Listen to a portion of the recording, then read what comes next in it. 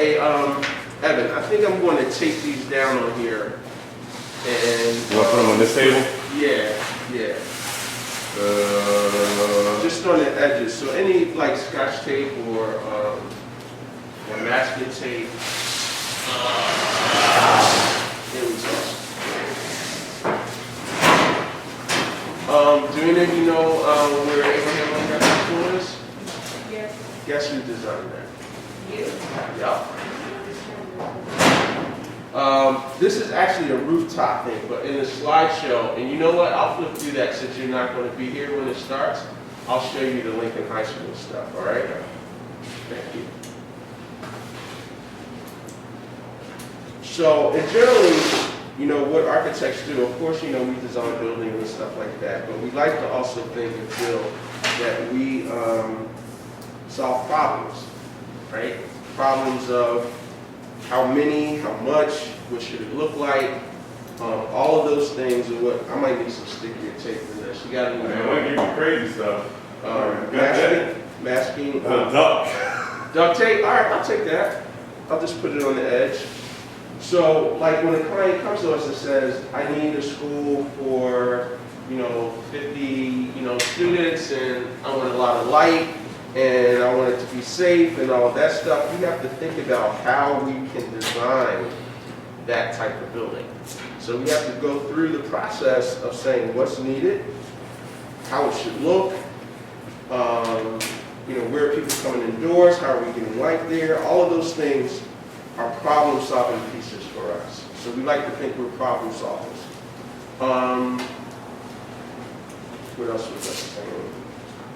Oh, and we want to create spaces that people enjoy being in. Not just kind of like a box, which can happen if you don't think about design things, like how it's composed, like what it looks like, what materials you use, what colors you use.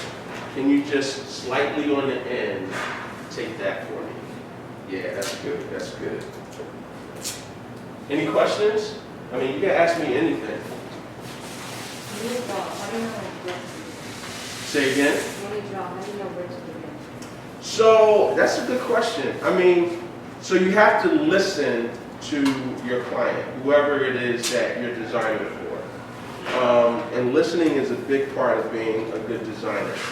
So for me, depending on the project, like this project right here, this client wanted to make a statement for a new office building that they were renovating.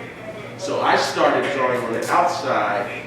Given what was already there, I was like, okay, what do I need to make this like special? And I just started like, all right, okay, maybe it's a big cube that's lit at night. Maybe I want to add some color like the red that you see here, right? To make it pop out a little bit. For another project, which was a pavilion in the middle of an office park, I wanted to look almost invisible in some sense. So I put a lot of glass. So I start thinking about glass. So a lot of it is about imagination, right? What do you want it to feel and look like? And how best can you do that? Hope this stays. So you can start just about anywhere, but the key is thinking about what the client wants and then using your twist and imagination to say, all right, this is how I want to style it. This is how I want to, what's the word? Kit it, or, make it max out, whatever terms you guys use nowadays. So that's kind of like where you might start. Just use your imagination. What else you guys got? Where should they go for school? Oh, okay. So actually, locally, there's some really good schools here in Philadelphia. There are 5 design schools here in Philadelphia. And that's the most in any city, to be quite honest. There's Community College of Philadelphia, there's Temple, there's Drexel, there's Jefferson University, where I teach. And did I leave anything out? Yeah, so you have those design schools. So what about Thaddeus Stevens? I don't completely free Where are they? in Lancaster.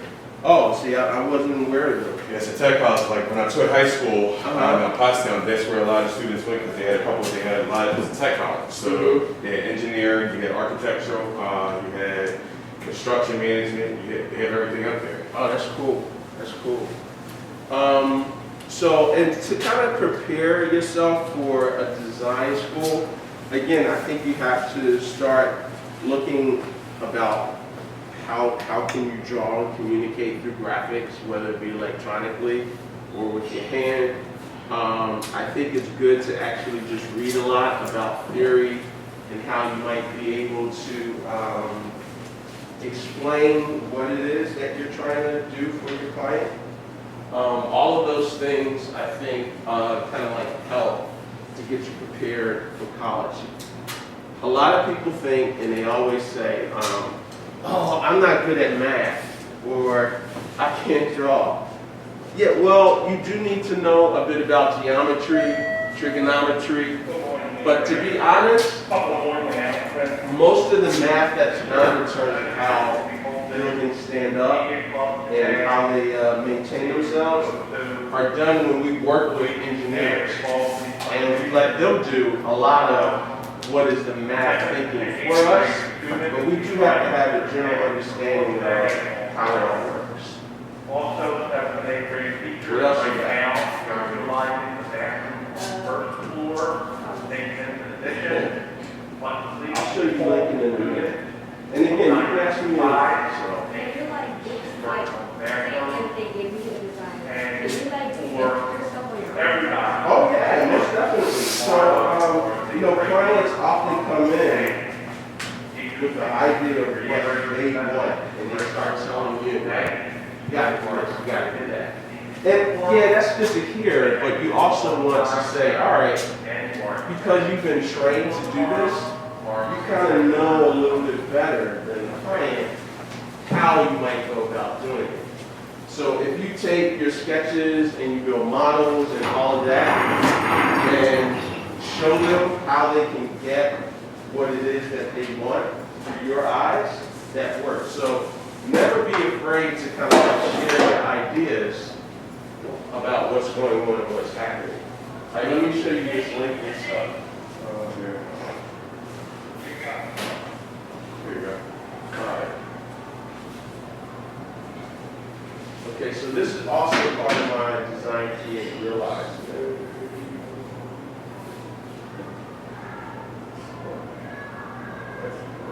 All right, so remember I was talking, oh, no, that was good, I think. Yeah. Can you turn the light on with the problem? Let me see. So I can give you this in like 2 minutes. So remember I talked about imagine?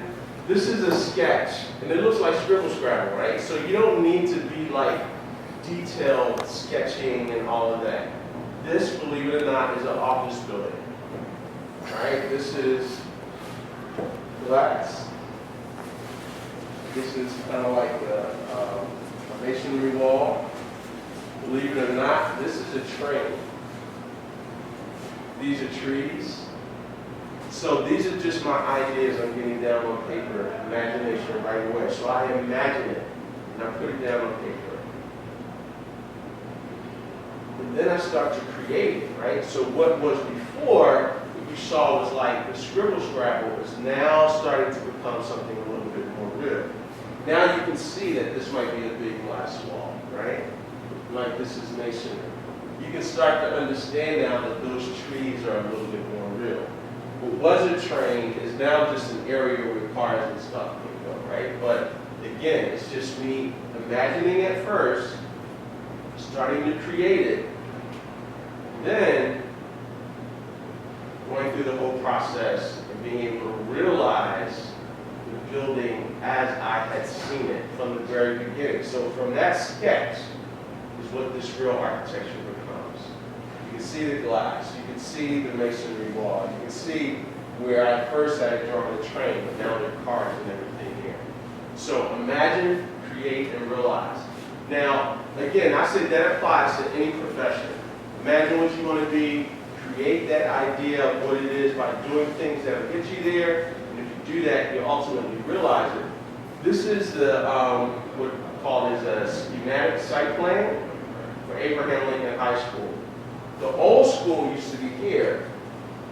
Our client had asked us to design a new school while the old school was still standing, but being able to get all the things that we needed. So I started to come up with what called level diagrams to show where things are going to be in the building and where I thought they would be. And I kind of drew all of those things, again, just as ideas. This is my first imaginary sketch of what I thought the new school would be. Believe it or not, this is a courtyard. That's a courtyard. There's a small courtyard in there. And these are actually areas where I thought classrooms and building pieces would be. This is my first initial idea of a sketch. It was me imagining what it could be. Then it starts to become creating what I think that is, where I have classrooms. This is the cafeteria, library, where all the administrative staff is, more classrooms, and we got your athletic wing right there. Right? So again, imagine starting to create it, what it needs to be. So once you do the plan, you got to think about how this building is going to look when you start to pull it out of the ground. You want to get the form. So I started to do some sketches and realized, kind of like again, where the entry might be, where I might have glass on the courtyard. So I sketched and drew all of that stuff, kind of figuring out what I wanted to look like.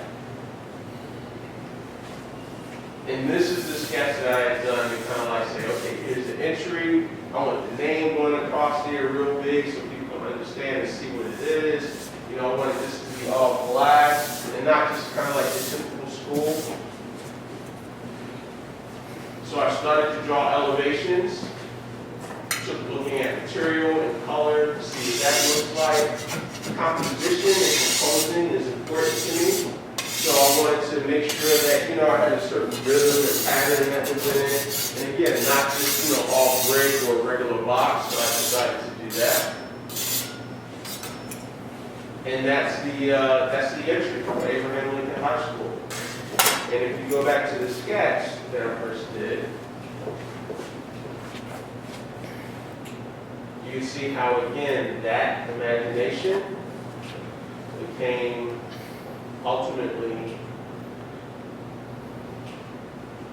what I realized it to be. So on the inside, I imagined that it would be like this. So I did a quick sketch, right? You can see, in my people,